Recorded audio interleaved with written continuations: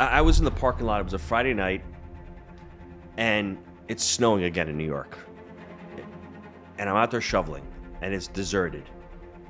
And I'm throwing salt in the parking lot, and I'm all by myself. And I'm thinking to myself, another week, I'm not making money. This sucks. And I look up at the building, and my mom owns the apartments upstairs. And I see a window there, the light's on, and I'm like, wow, mom is home, in bed, sleeping. She's getting paid at the end of the month, no matter what. She's getting paid in her sleep. And I'm out here working in this business, and I'm not getting paid this week. And I made the connection. But what I ended up doing was I started earning the income in the business, and I started saving that income to buy an asset. And that's when everything changed for me. I'm like, okay, I like multifamily because I like the customer service aspect of it. I like the stability, to be honest with you. It's a basic human need. Food, clothing, and apartments. And I love the whole idea of getting monthly recurring revenue. I love that. And I love getting paid rain or shine. Gino, I'm thrilled you're here. Thank you, Ahmad. Looking forward to the conversation today. And as I was saying in the intro, like your story is very similar to mine. I also grew up in the restaurant business. I then turned investor. So I'm sure we're going to have so many touch points and so many things that we can talk about. But let's start with your origin. I think, like, what's the story about money that you inherited growing up in an Italian family and in the restaurant business? Before I answer that question, Ahmad, isn't it true that once you're in the restaurant business and you leave that, everything else tends to be a little bit easier? Was it that just my feeling in life? Because it was such a hard business. I grew up with my father in the restaurant business. So an old school Italian, you've got to be there. There's a saying in Italian, l'occhio del padrone ingrassa il cavallo. Simply put means the eye of the owner fattens the horse. So my whole upbringing into the business, and it worked well 50 years ago, 100 years ago, that if you have a business, if you have a little house or a little farm, you've got to stay there. And if you want it to grow, you can't expand. You have to really be on top of everything. And that's how I was raised in the restaurant business. And it worked really well for the first 10 or 15 years. But a little thing called the Great Recession came in 2008, and everything changed. All of a sudden, you've got Airbnb, you've got Uber, you've got, Grubhub. Everybody's competing with the little, Gino's Pizzeria up in Mahopac, New York. And I found myself struggling. I'm like, I can't keep doing this. I've got 4 kids. How do I feed these 4 kids from this one little place that used to generate $5,000 a week in cash years ago? And now I can barely pay the bills here. So I ventured off into real estate. That's what my parents did. They had a couple of small investment properties. And I saw that when I was working and not getting paid, they're still collecting rents. They're still getting paid every month. They're getting paid in their sleep. That's the reality. And I figured, well, if my mom, who barely finished middle school in Italy, can figure it out, I should be able to figure it out. And that's when I met my business partner, Jake. He was a pharmaceutical rep in the restaurant, taking food orders from the restaurant and going to doctor's offices and selling his drugs. Hence, we called ourselves the pizza guy and the drug rep. In 2009, we met. In 2011, he moves to Knoxville, Tennessee. And Ahmad, I have to be honest with you, a person from New York back in the early 2000s knew nothing. We knew nothing about Knoxville, Tennessee. Nobody knows anything. Once you're in that tri-state area bubble, you don't really know. But he went down there, and I was shocked at the demographics. I was shocked at the asset prices versus the income. And I'm like, Jake, when you get down there, let's figure this out, this whole multifamily thing down here. Took us 18 months to find our very first deal. We bought that first deal. And the irony was, after that first deal, within 5 years, the pizza guy, solopreneur, restaurant owner, had 500 units. So how does a guy who was in the restaurant business for over 20 years have only one restaurant, and within 5 years, I own over 500 units with my business partner? I always look back and I reflect and I say, what were some of the key reasons of why that happened? And I'd love to share some with you, but that's what it was. It was humble beginnings. The restaurant business just grinds you down. I loved it until I didn't love it. And I think the last thing I'll say about it, which I think is very important, and one of the reasons why I didn't understand business when I started in business, I thought starting a business was to provide for me and for my family. What I've realized is you're starting a business to provide for your customers, to provide for your investors, to provide for your employees. Whatever's left over is for you. And the better of a provider you are, the more value that you can provide, the more money you're going to make. And that's the irony. I always thought of it backwards, and I think that's what a lot of solopreneurs think about. And even people getting into real estate. I'm going to make a ton of money in this deal. Well, are your investors going to make money? Are your employees going to be taken care of? And are the residents who are in those units going to be taken care of? If those are all people who are going to be taken care of, then you're going to make money in the business. I love what you just said. I think that I completely connect. My dad's company actually is turning 40 this year. He's been 40 in the same business 40 years. As you know, to me it's exemplary to be 40 years in the restaurant business.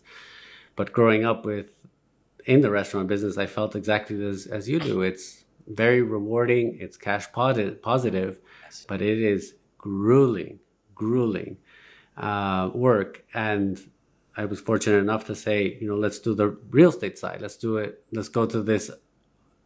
Like I always look now. I walk down the street, and when I look at restaurants, I'm like, I just want to own the real estate. Yes. And even if the restaurant is packed to the brim and they're crushing it and they're doing so well, I'm like, I rather have the restaurant in front that is empty. That's beautiful. Was that a transformation for you? And I think our stories probably are very similar in the fact that they are. When my dad passed away in '07, I had to take a step back and say, am I living his dream or am I living my dream? Because my thing was, I loved working with my dad. When he left, I felt there was a void there. And I felt as if I was doing it because he was there and because it was a family legacy and I enjoyed working with him. Did you have that same experience where you just fell into it? I'm 8 years old, going to the restaurant. I think everybody does that. I love working with him. I love being with him. He's my mentor. He's the reason why I do what I do today. But I had to be honest with myself and say, do I really like the restaurant business or am I living his dream? Did you have that same realization or was it very similar to you? A little bit different is that I have to give credit to my dad's wisdom. He was more, because I grew up as like you, 8 years old. I went to a restaurant. Christmas, I went to restaurants. Summers, I went to restaurants. I was always there. And I grew up with the idea that I will work at the restaurant business. And then one day my dad says, hey, I don't want you to be like me. I want you to be 100 times me. And I was like, what do you mean 100 times you? You're the top, you're my hero, you're the pinnacle. Mm-hmm. And he was like, I want you to do your own thing. And I'll support you and I'll find the way and don't worry about the restaurants. I'm still young, I'm still capable. I'm not thinking of succession. I love what I do. But he had that wisdom. At that time I didn't understand because it was a blow, like I'm sure you can understand or appreciate. I was like, well, all my life I thought of how to make your company better. Now I have to think of something from scratch. And he already built a portfolio of real estate like your parents had. And I was like, okay, let's take this to the next level. And we have. Wow. It's interesting because the business has changed, right? You really need to scale up. I mean, the margins aren't where they were. Credit cards, the whole business model has completely changed. And I'm Italian. We love to eat and I love to take pride in the food. So to scale that kind of business is a lot more challenging than to scale, let's say, a multifamily operation. It's basically systems and processes. You don't need a chef. You don't need all these different moving parts. You don't have to be open 7 days a week, 24 hours a day, 365 a year. You don't need to work on the holidays. And that's the thing that my dad started preaching me towards the end. It worked really well. That was his opportunity. And that's why I think immigrants do really well. They sacrifice and they understand that you need to put a lot of hard work in. But once you put that hard work in, he gave me the opportunity to say, hey, here's this. And sort of like you, towards the end of, before he passed away, he would always say to me, "Is you sure you want to do this?" And that's when I started challenging it. I couldn't see myself 60 years old in the kitchen still slinging away because I know my body couldn't hang up with this. And for anybody listening out there, if you're stuck in the rat race like I was, and you're saying to yourself, oh, you know what, I could never consider it. I really leaned on two things for myself. The first thing was I personally believe that God created me for something better than hiding in the restaurant, in the kitchen, washing dishes. I had more potential than that. And I felt as if I was being sinful, to be honest. And the second component was when I would come home from work at the restaurant after he passed away, I would be grumpy. I'd be pissed off. I didn't want my kids to see me that way.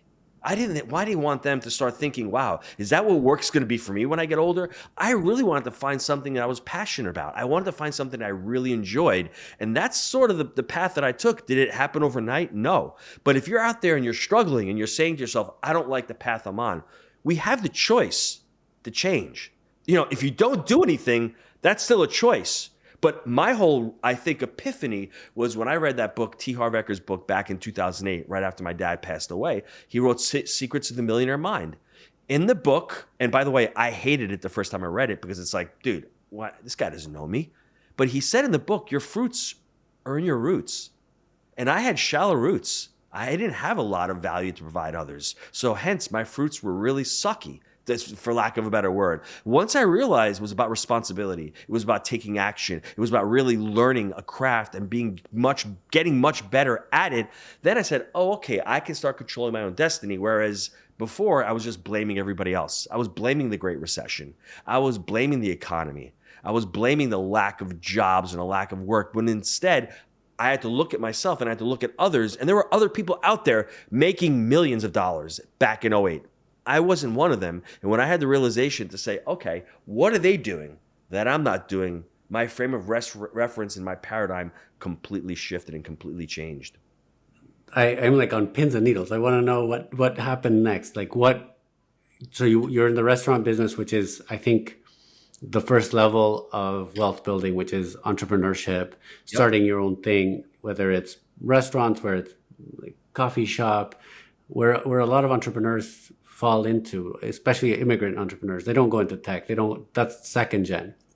You now want to discover something new, something with deeper roots. I like what you just said, how you can become more valuable to society. How did you find real estate, and why multi? I was in the parking Multifamily, lot. for the people who don't know when I say Oh, yeah. multi. I was in the parking lot. It was a Friday night, and it's snowing again in New York. And I'm out there shoveling, and it's deserted. And I'm throwing salt in the parking lot, and I'm all by myself. And I'm thinking to myself, another week, I'm not making money. This sucks. And I look up at the building, and my mom owns the apartments upstairs. And I see a window there, the light's on, and I'm like, wow, mom is home, in bed, sleeping. She's getting paid at the end of the month, no matter what. She's getting paid in her sleep. And I'm out here working in this business, and I'm not getting paid this week. And I made the connection. Now, to say that I still need to earn income in my business, but what I ended up doing was I started earning the income in the business, and I started saving that income to buy an asset. And that's when everything changed for me. I'm like, okay, I like multifamily because I like the customer service aspect of it. I like the stability, to be honest with you. It's a basic human need. Food, clothing, and apartments. We all need a place to live. I don't think AI is taking over a place for a person to live. AI can actually amplify the business. But I just saw it as a basic human need. And I love the whole idea of getting monthly recurring revenue. I love that. And I love getting paid rain or shine. So for me, continuing to work in the business, but then saying, hey, let me start small. Let me buy a fourplex. And then, along the way, before that, I made tons of mistakes, but I ultimately planted my flag in multifamily because I saw it as a scalable business. And what I realized, which most entrepreneurs or, investors don't realize early on, is that real estate is a scalable business. You're buying a 4-unit or a 400-unit. You're buying a future stream of revenue. You're buying income over expenses. You're buying an asset that has a net operating income. You're trying to increase that to create value. And obviously, in real estate, you want an exit strategy. It's different than business because you can actually exit an asset in real estate and continue to hold it, which is what we call a refinance, or you can sell the asset. Once I started to look at this whole real estate thing as not just an investment, but as a business that has systems, processes, and scale, and you can hire people. I wasn't in the thing, Ahmad, in the beginning. I couldn't have single family homes because I already had a job. So I didn't want one here and one there. That was more of an equity play, and it was a much longer term strategy. I'm like, let me start focusing on buying small apartment buildings with Jake. We can buy a couple. We can hire resident managers. We can potentially hire maintenance techs. And that's why I love multifamily for myself. Now, I'm not out there telling anybody what vehicle to go out and buy. Just start. And it depends upon how much capital you have. It depends upon this, obviously how much business experience you have. It also depends upon the time. How much time do you have? If you're busy at being a doctor or being a lawyer or an accountant and you don't have the time, well, go find somebody who's investing in these assets, partner up with them, or invest your capital in them. But before you do that, you need to learn the business of real estate. Let's let's focus on some of the mistakes or perhaps some lessons learned that you said at the beginning. You said I made a ton of mistakes. So I'm sure there's a lot of people that are listening. They're going to be like, "Oh, I have a job. I'm perhaps a little bit unhappy, or this isn't going to take me to my dream, to or my goals, and I want to start investing into real estate." What mistakes did you make, and what lessons can you give them so that they can understand to not make them, to shorten that learning curve? I always tell people that I have two stories to my investing life, and it's life before Jake and life after Jake. Now, the irony is, Jake has never lost money on a real estate deal with me. And it's a little infuriating because I'm like, bro, you're so damn lucky. I lost all the money before I met you. And it was so ironic because for me, starting out, the biggest thing that investors make, especially beginning investors, we're starting out, all we're looking for is a deal. I want to make a deal. I got to make money. I'm looking at IRR. What's my return? Instead of looking at the deal holistically or what your goals are. So life before Jake, I was a chicken without a head. I was looking at multifamily. I was looking at mobile home parks. I invested in a strip mall. When I met Jake, we created a framework. It's called Buy Right, Finance Right, and Manage Right. Multifamily is a three-legged stool, and you can take this stool, this framework, and pass it over into even buying a business, buying a single-family home. And once I understood and I started looking at that investment through that lens, and that changed everything for me. So some of the big mistakes that I made early on was not understanding it was a business, number one, but number two, not understanding market cycles. Market cycles are so important in real estate. I'm buying assets, wrong kinds of assets, wrong timing, wrong strategies during the market cycles. So understanding market cycles is important, but I violated in my deals that I made incorrectly that three-step framework of buying the assets wrong, financing, and managing. So to touch on the buy right real quick, when I was buying these assets without Jake, I had no criteria. So am I buying a 20-unit property? Where's it located? What's the median income? What kind of asset class is an older property or newer property? I had none of that. So I was going in blindly, just looking for a deal. Whereas now, when I'm looking at an asset in our framework, where we are in our portfolio, because it changes through market cycles and it changes through the amount of capital you have and the amount of experience. Right now, we're looking for newer assets. Anything built after the 80s. We're looking within a 3-hour radius of Knoxville, Tennessee. We like townhomes. 2-bedroom, 1.5-bath townhomes. We love that. We love washer dryer hookups in the units as an amenity. At least $50,000 median incomes. We like pitch roofs. We love brick exteriors. So these are some of the things that when I started out, I didn't have that. So I was just trying to find a deal. And when you're not focused on anything and you don't have the clarity, you lack the motivation. So I wasn't clear about it. And to have these kinds of parameters set up is really important. Now, when we started back in 2011, the buy right criteria was completely different. It was a different market cycle. We were in a deep recession. You couldn't raise capital. Pricing was really suppressed. Everyone's like, oh, it was the best time to start. Yeah, was it? We're buying assets at $30,000 a unit, but rents are $300 for a 1-bedroom. It was really hard to finance assets. There was a lot of risk in the market. GDP was 2%. So it was just a different part of the market cycle. So understanding that and figuring out what your criteria to buy an asset. And I think this goes across the board. When you're investing in any asset class or any vehicle, you have to understand what your goals are. And for me early on, they were just like, hey, let me buy a deal. I just want to cash flow a deal. I mean, what kind of criteria is that? That's not criteria. Cash flow is great. It gets you out of your job. But understanding that equity keeps you out of your job, and you're trying to crystallize the equity, especially early on when you don't have any. So exiting these assets, whether you're buying crypto or whether you're buying apartment buildings or hotels, early on, you're trying to crystallize that equity and reinvest that equity into bigger assets. I didn't understand that. I was just trying to look for these deals and going into these quote unquote cheap markets, these markets that have high cap rates. Okay, high cap rates may be good, but there's also a lot of risk in a high cap market. Are they going to pay the rent? Is there any job growth? Is there population growth? So for me, I would say the biggest mistake was not having clarity, not understanding what my goals were, and not really being focused on any one market or any one specific niche in real estate. Did that answer your question? It does. It does. And I like how you answered it, because I find that there's a lot of eager entrepreneurs that have figured out their businesses, and then they say, I'm going to get into real estate, and they think like you, like, let me see what's out there. And you will find good, bad, ugly, terrible, runaway, and exceptional.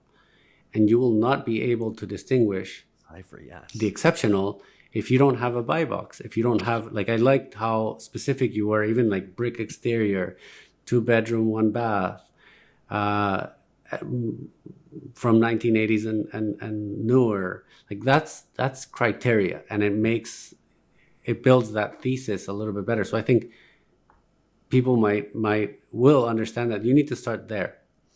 What about, how do you tackle the perhaps most common objection of why they don't start, which is money, or maybe money and time? How much time you got for this answer?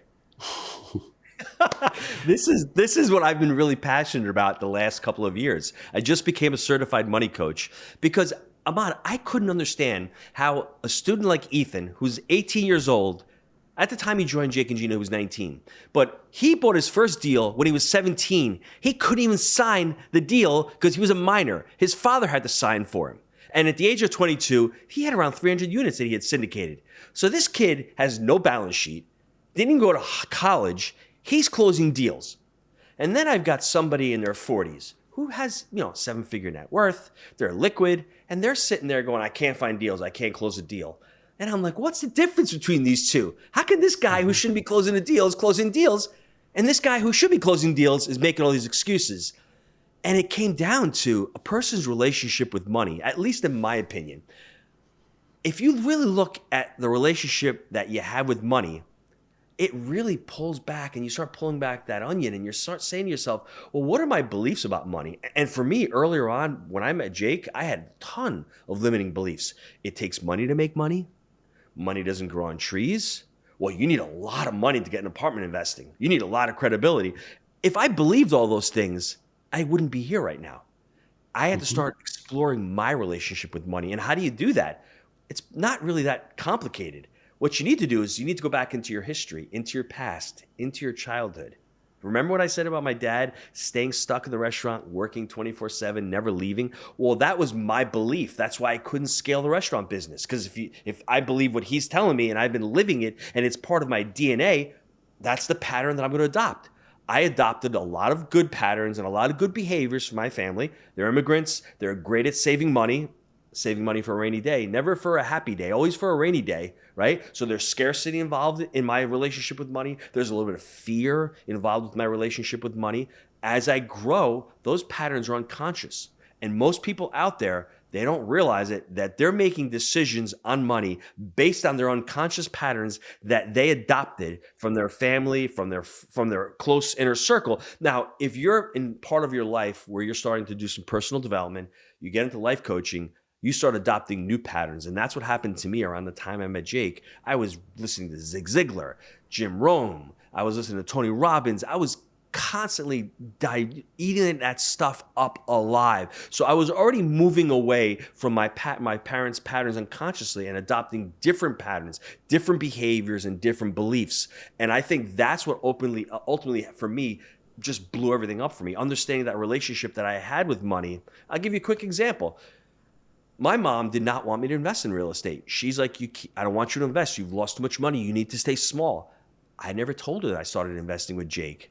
She learned like in 2014, after I'd done 200 units, I sat down with her outside at the restaurant. I said, hey, Mom, by the way, I'm going to be leaving in about 6 months.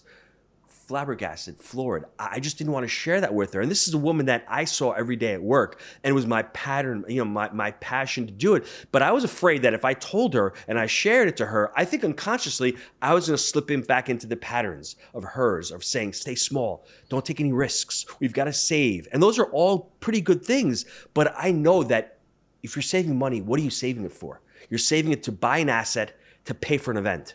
You're saving that money to buy that asset, to create cash flow, and to pay for your lifestyle. I understood that. And once I understood that, I'm like, okay, saving is good.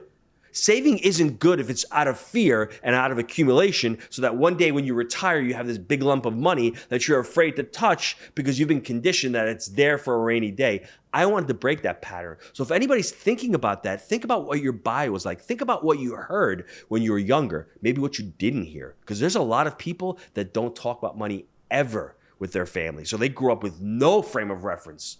Or what about if somebody grows up and they hear constantly, boy, those rich people, they're evil, they're greedy.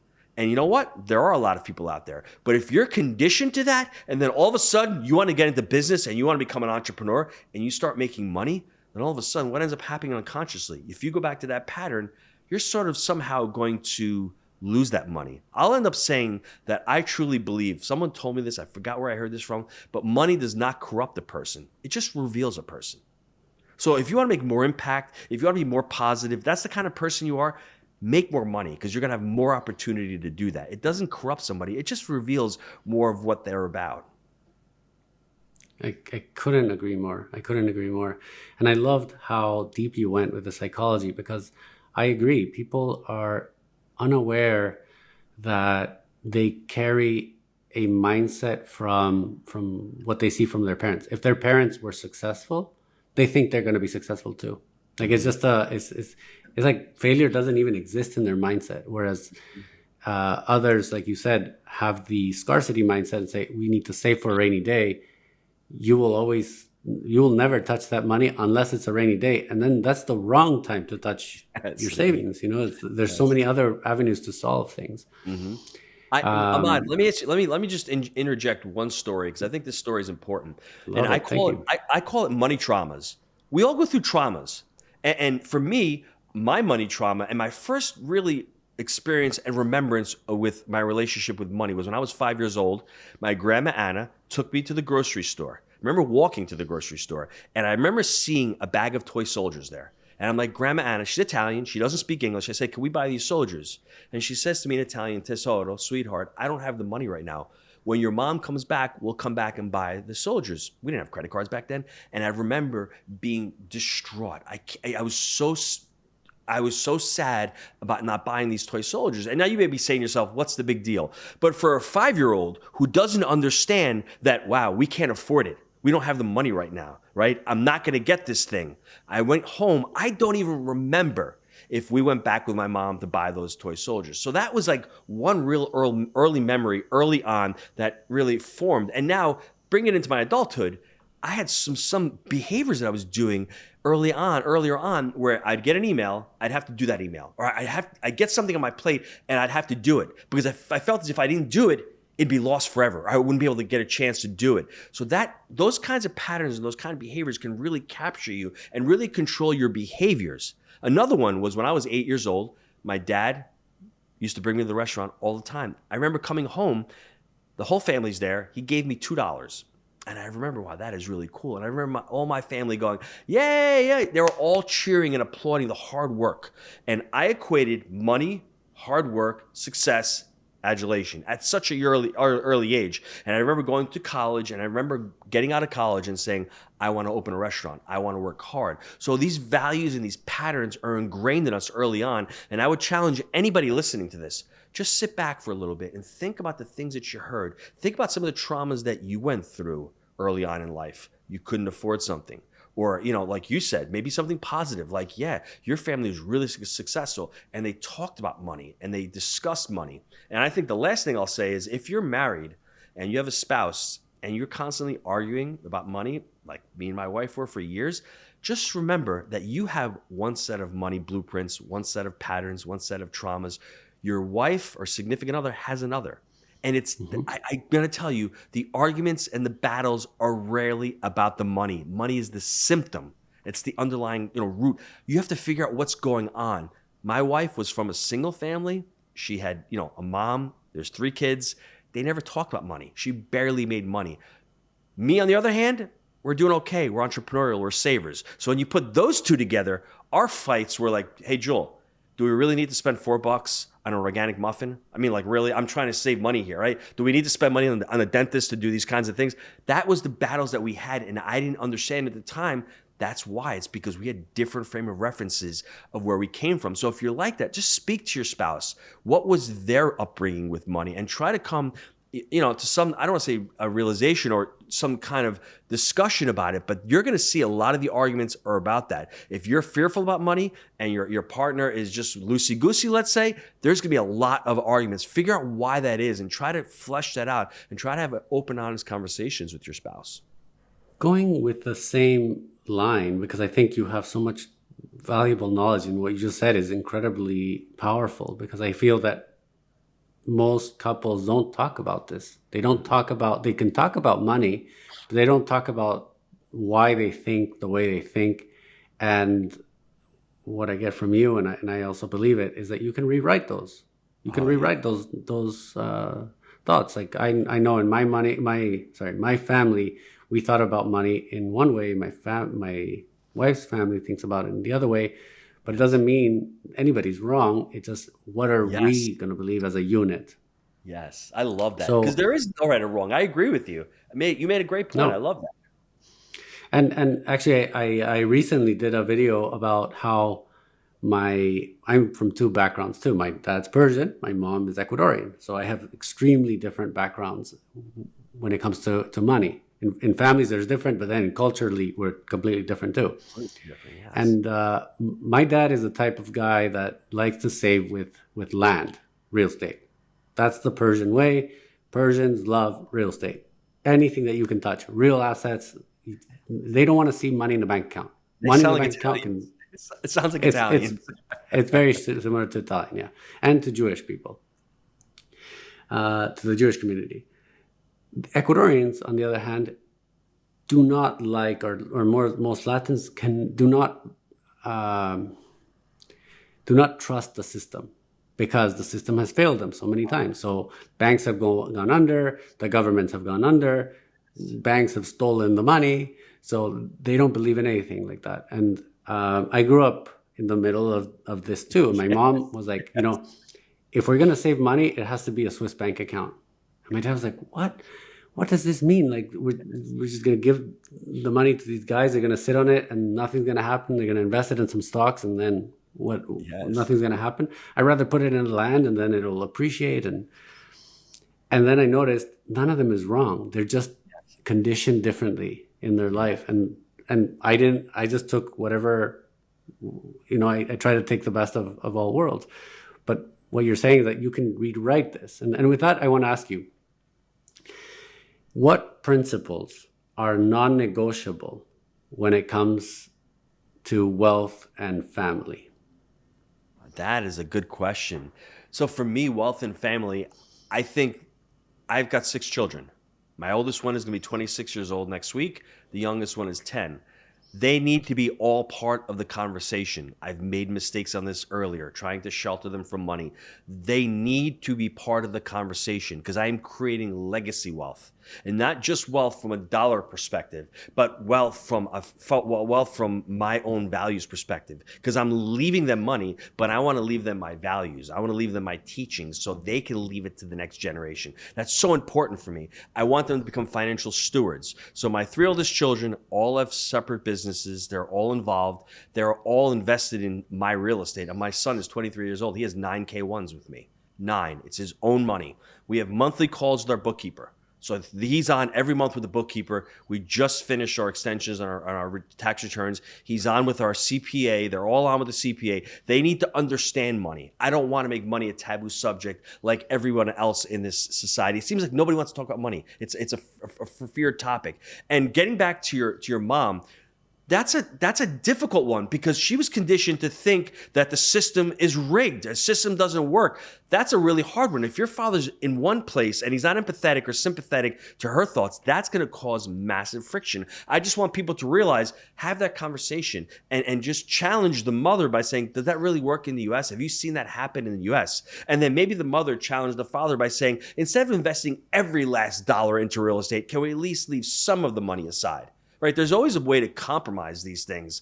But for me, wealth I think has to be defined by everybody. What I may think wealth is for myself can be completely different to what it is to somebody else. For me, wealth comprises my family. It's the most important thing for me. It's my faith as well. That's really important to me. And, the financial aspect, you put all three of those together, being able to continue, as you said earlier, the whole idea of trying to perpetuate this wealth. There's a term called cathedral thinking. Cathedral thinking basically states that when you're building, quote unquote, I was just in Italy this last summer, you're looking at some of these cathedrals. They take over 100 years to build, a lot of them. The person who started the cathedral doesn't even see the cathedral finished. So with the end in mind of creating this wealth, that whatever I'm doing today may not affect me so much, but it's going to affect the next 2 or 3 generations. That's the way I think of as wealth, is not just for myself, but how do I perpetuate the wealth, and how do I teach my children, and how do I teach my children to continue to perpetuate that wealth? It's like a gardener who plants the seed. The gardener may never see the seed grow or sprout, but he knows that he's planting seed and he's planting wealth. And I think if we all take that perspective of having a long-term outlook and not just creating money or making money just to make it, but what are you making it for? Why are you making it? And we all have different values. It's really called values-based decision making. What are your values? And base it upon your values, not his or her values. It all comes back to what you're trying to accomplish. I love how you incorporate, like, you don't want to leave your kids a bank account or assets. You want to leave them knowledge. You want to leave them lessons. You want to leave them legacy, so they know how to think about money and maybe improve from your thinking, from Yes. your experience, because they start from a different level.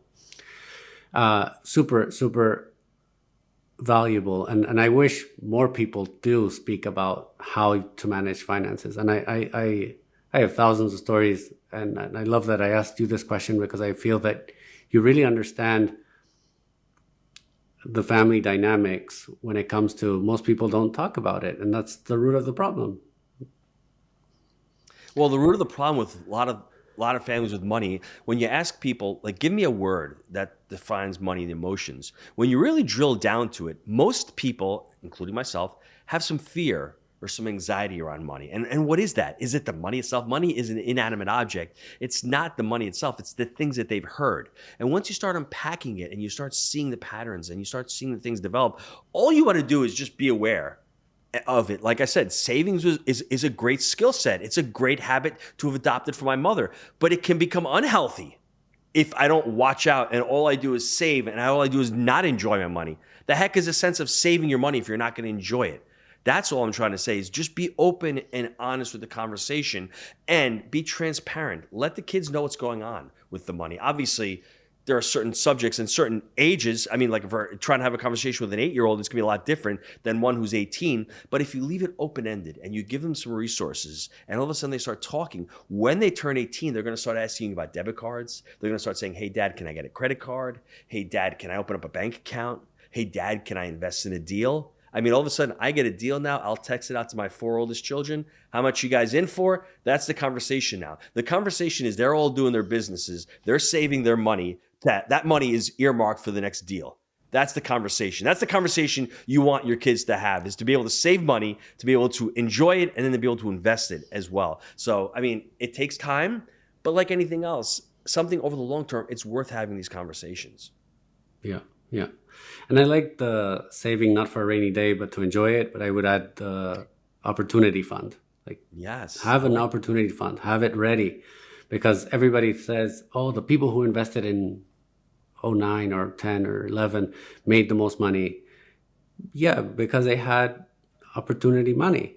But if you didn't even have it, then what are you talking about? I agree. Let's talk about the R word, which is the other biggest elephant in the room, which is, how do you approach risk? And how do you do it differently now that money coaching is part of your work? That is an excellent question, because I think when people hear the word risk, it's always negative. What you're trying to do what you're trying to do is, and that's how are you conditioned? Early on, I didn't know how to limit my downside risk. Well, how I limit my downside risk now is buy right, manage right, finance right. I need to hit all 3 of those pillars. I can basically get a deal on my desk, and within 10 minutes, I can tell you if this is a great deal or not. And I've passed on tons of deals. No deal is better than a bad deal. I'm way past the time of trying to force a deal. If I have to sit there and rationalize a deal, if I can't explain it to my 10-year-old about how good this deal is and how I'm going to make money in this deal, it's probably, unfortunately, from my point, I'm not doing it to investors. It's not going to be a good deal. So if you take care of the downside, as Donald Trump says, the upside will take care of itself. For us in this part of the market cycle, the way I take care of my downside risk is I'm buying stuff that's a little bit newer. The older stuff right now is priced still a little too high. You still have to put in too much capex, too much work to bring it back up to par, and it's still an older asset. Now, I'm not saying don't look at older assets, just make sure that you're getting them at a material discount so you can actually add value and there's so money left over for you. So that's one of the ways. The other way is the market that we're in. We like the east part of Tennessee. It's a growing market. Jobs are still coming in. Population is still growing. It's a business-friendly state. So you can look at it from that perspective. The area I'm investing in, the asset that I'm investing in, multifamily has had some blips over the last 20 to 25 years. But for us, long term, I mean, affordable housing, there's not enough of it. And the demographics are changing. There's less home ownership. And, if I'm a guy in his 30s, I haven't married yet, why would I buy a house? I'd rather live in an apartment complex downtown Charlotte, pay $2,000 a month, have a pool, fitness center, jump on a train, and be at work in 10 minutes. Why would I have a house in the suburbs? Demographics are shifting, at least in my opinion, to say that multifamily has a great future. Now, obviously, in the present right now, understanding the risk, because there's a lot of supply online right now, and there's a lot of concessions online. That's why we've only closed one deal this year.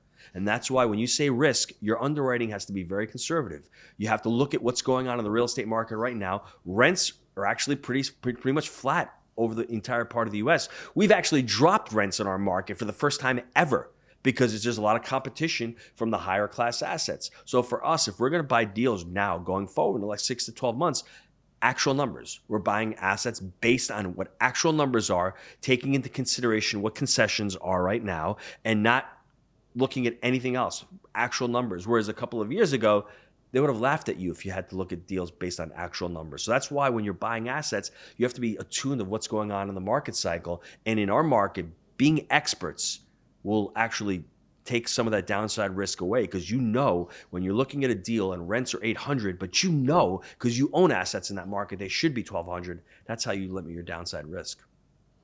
Yep. I agree. I think I'm going to highlight what you said. Protect the downside, the upside takes care of themselves. Whereas you were saying pre-Jake, you were looking at IRR and high cap rate deals. And you're like, whoa, I can make 14% on this deal. Yeah, but the building is falling apart. Yes. It's not a 14. It's a 0 because the roof is going to fall off. Now that you have an impressive number, $450 million in real estate, what is something only multifamily investors truly understand about scale and leverage? You mean as far as myself, what do I understand? Yeah. After like now, it took you all these transactions, it took you years and years. We talked about at the beginning, you make mistakes, you lessons learned. But what are things that today you're like, wow, this is something I learned recently? There's so much for me to learn still. I am such a novice in business. It really. But what I would say is, when I got into the business, I always thought this is the only way you do it. Like, you only buy deals by yourself, or you only do joint venture deals, or you only do seller finance deals, or you only syndicate deals. And I've understood that, what is the saying? Just because it's a nail, people are using a hammer, everything looks like a nail when you have a hammer. That's not how it is in real estate, because things change. When I started out, seller financing was the rage. I did a couple really big seller finance deals up until 2015. And then the market cycle just said, no, you can't do seller financing. Who would seller finance you a deal when they can just put it online and sell it in 25 minutes? Well, guess what? Seller financing is back, right? Because the market cycle shifted. And when I was buying deals by myself with Jake and we started refinancing, that was great. Then I ran out of money, and wow, we need to start syndicating deals because we don't have any capital left. So we started syndicating deals. And then I realized after my third syndication, don't really like this model for us, because I want to hold these things long term. And syndications, unless you're going to refi, which can have its challenges, you need to keep selling. You killing the golden goose and selling. That didn't work for us. We didn't like that. So for us, it was just a stopgap. Now we're going back and buying our own deals with our own capital. So when somebody says this is the best way to do it, or there are so many different ways to do it in real estate. And what I would say to anybody, just because multifamily may be slow, there might not be a lot of deal flow, I fear that somebody who's just getting into it and is burned out is going to jump into another part of the business, whether it's mobile home parks or single family homes. Give yourself some time, give yourself some grace to get good at it, because I think that's what happens. People get out of the business because they get bored, because there's not much deal flow going on right now. You can always be sourcing for capital and you can be sourcing for deals. There's two things you can be doing. If there's no deals, then you need to be going out there, creating content, strengthening your brand, writing articles, networking. And as that's taking care of itself, when the deals come back, wow, it's great. And the irony is it's very hard when both of them are in alignment, because when I started back in 2011, deals were everywhere, but there was no capital. And in 2017, 18, 19, there was a ton of capital and the deals started to go by the wayside. So it's interesting. Those are the two things I think you should always be doing. If you're not raising capital, you're looking for deals. And as you're looking for deals, you need to continue to raise capital. Love it, love it. And I think in our company, we always say there is no bad market, there's only bad strategies. Yes. And you just exemplified it perfectly. If you want to skin the cat one way, but it doesn't work in this market, it doesn't work in this cycle, it doesn't work with that product type, then what are you doing? And that's maybe the biggest criticism I find with institutional funds, is that they are so laser focused because of how they're mandated, that they do things even when it's bad. And I might be wrong. They might be much smarter than I am, or have different ways of doing things. But I feel misunderstood when they're buying 80s vintage at $300,000 a door. And I'm thinking, like, what are they seeing? Like, what? This doesn't make sense. Yes. And to me, it's a symptom of what you just said. There was a time when there was so much money that they started doing bad deals. Yes. It's interesting. I had a realization yesterday. I was on a coaching call with a student yesterday, and he was looking in the California market. Now, up until a couple of years ago, I would have said, California, forget about it. It's crazy. There's no cash flow there. But I had to pull back and say, listen, it may not be cash flow, but there are certain deals in that market that make sense to certain individuals. If you're looking for capital appreciation, if you're in that market and you live there and you have a construction company, or you have a property management company, or you're a realtor and you're buying for appreciation, that may be a good market. So don't just shut things off just because people tell you, well, California is not landlord friendly, or you're not going to make any cash flow there. It depends about what you're trying to accomplish. This gentleman joined the community. He's like, you know what? I don't have a lot of time. I can't be flying all over the place. I need to buy a deal. I need to get experience, and I need to be able to manage the deal from where I am. So we started looking at deals. Now, is he going to cash flow on this deal? Probably not. But that's not the point. He's going to create equity on this deal, and he's going to exit it. He understands what his exit strategy is. So don't shut somebody down by saying, how are these people buying these assets in California with no cash flow? Well, obviously, they have different underwriting criteria than you do. They've probably got a lot of capital. They're trying to preserve their capital, right? They may be in China where they don't want to keep it in communist China. They'd rather have it in a stable state like California, where over the long term, they've got equity appreciation. They've got an inflation hedge. So don't always look at it from your perspective. Try to look at it from a holistic perspective and try to be as objective as possible. That's what makes an investor, to me, really good. When you pull the pride and the ego out and you're saying to yourself, how are they buying these assets at $300 a door? Maybe they have so much capital and they think that that's the only way, that's the only deals they have right now. You know, it doesn't make sense to you, and it doesn't make sense to me either. Like, that's nuts if you think about it, but it works for them. And I'm just trying to figure it out. And like, you know what, that deal, that works for them. It just doesn't work for me. Exactly.